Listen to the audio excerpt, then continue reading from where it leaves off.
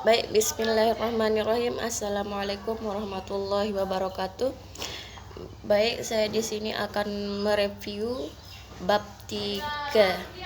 Bab ini dimulai dengan pembahasan bagaimana zaman kita begitu syarat dengan krisis. Bahkan selama krisis, seseorang yang menjadi wirausaha harus memiliki solusi yang kreatif agar dapat melangkah maju untuk membantu menyelamatkan planet ini dengan menghasilkan kemakmuran ekonomi. Di sini juga dijelaskan bagaimana terkadang inovasi terjadi ketika kita melihat kegagalan dalam sistem. Dalam bab ini dijelaskan bahwa Schumpeter menciptakan inovasi dalam perekonomian yang harus bisa merilis produk baru dan memberikan gelombang kreativitas. Di sini dijelaskan bahwa kita juga harus terlibat dalam perang iklim yang hebat dan bencana ekonomi. Bab ini mengatakan bahwa pengusaha ketekunan dalam kesulitan adalah musik telinga mereka, seperti yang dikatakan I Ching, ketekunan lebih jauh. Pada bab ini, Kaufman Foundation mengatakan bahwa lebih dari 50% perusahaan tumbuh cepat dan terbesar hari ini didirikan selama masa krisis. Meluncurkan perusahaan baru selama pergolakan global tidak benar-benar merugikan perusahaan seperti yang diduga banyak orang. Dijelaskan pada bab ini bahwa wilayah Asia Pasifik menyumbang lebih dari 60% dari total populasi dunia. Dari kota-kota besar Asia hingga kepulauan Pasifik, dampak perubahan iklim sangat merusak ekosistem kita. Di sini dijelaskan bagaimana menghadapi krisis air yang parah, terutama dalam air minum dan sanitasi yang aman, sehingga dikatakan bahwa para pertanian bertanggung jawab atas sepertiga emisi beracun. Di bab ini dikatakan manusialah telah menyebabkan kepunahan massal ribuan spesies dan kerusakan terbesar terhadap keanekaragaman hayati telah dilakukan oleh para pengusaha di hutan hujan. Beberapa wirausaha inovator dan penemu paling sukses di dunia bertanggung jawab atas planet bumi sepenuhnya ketergantungan pada bahan bakar fosil. Dalam bab ini dijelaskan bagaimana sayangnya penipisan sumber daya dan kelebihan populasi adalah produk dari semangat giat. Kemudian bab ini melanjutkan membahas ekonomi perubahan iklim. Kegagalan pasar tidak hanya menguras dan merusak lingkungan, tetapi inovator juga terkadang benar-benar memotivasi perilaku yang merusak lingkungan. Bab ini menjelaskan bagaimana para pengusaha dapat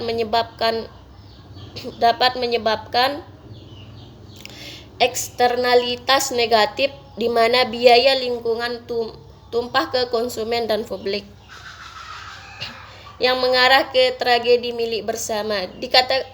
Dikatakan sebagai permainan dilema, narapidana mengungkap beberapa cara penting ke depan bagi wirausahawan biasa. Di sini juga dijelaskan bahwa teori sumber daya puncak itu berlaku untuk semua sumber daya yang bisa dipanen lebih cepat daripada yang bisa diganti. Ini mengarah pada dilema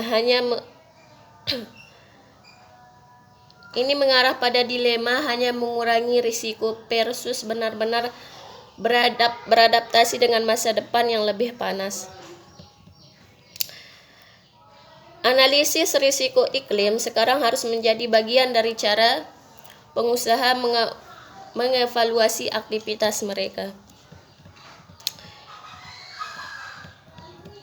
Di sini juga dijelaskan bagaimana global pemanasan sangat mempengaruhi, karena itu mempengaruhi bagaimana kita menganalisis biaya versus yang bermanfaat agar tidak terjadi analisis tingkat diskon sosial, kehilangan jutaan orang karena kenaikan lautan.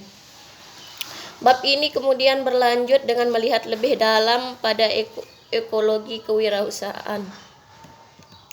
Bukti penelitian menunjukkan peluang itu melekat bahkan pada saat krisis, kegagalan pasar dan penurunan lingkungan. Namun dari abad ke-19,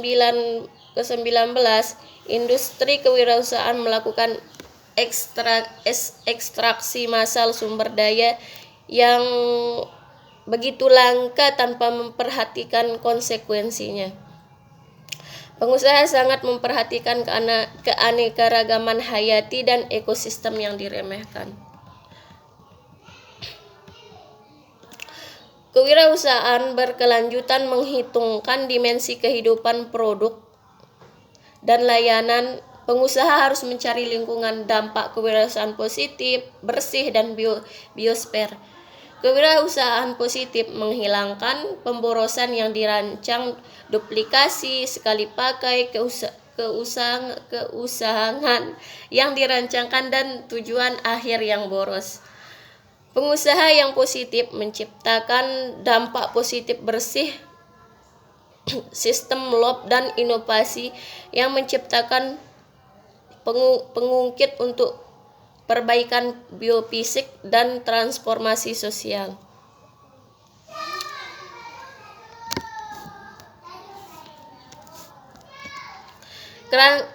Selanjutnya, kerangka konseptual tertentu membantu kita melihat ekologi kewirausahaan.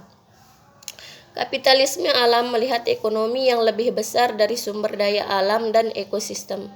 Beberapa negara sebenarnya mencari keuntungan alami bangsa. Kami memeriksa caranya pengusaha bahkan bisa mendapatkan keuntungan di era pertumbuhan. Desain Buaiman menunjukkan cara menciptakan dunia tanpa limbah. Di sini juga dijelaskan bagaimana kita dapat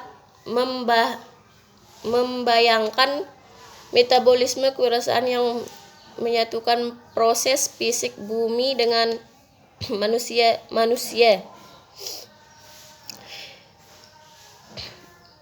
Di sini dijelaskan bagaimana cara menghilangkan limbah yang merupakan aktivitas apapun yang tidak diperlukan dalam proses produksi. Kemudian pembahasan pada akhir dengan dua konsep yang cukup di luar sana. Evolusi Darwin tentang semangat kewirausahaan menambah kumpulan gen manusia tersebut yang mempercepat laju kemajuan teknologi dan proses pembangunan ekonomi. Gayepreneur adalah mereka yang berakting secara sistematis dan kolektif untuk membantu kondisi secara positif demi keuntungan bumi. Dalam semua ini, kewirausahaan adalah pusat transformasi. Mungkin hanya itu, kurang lebihnya yang mohon maaf. Assalamualaikum warahmatullahi wabarakatuh.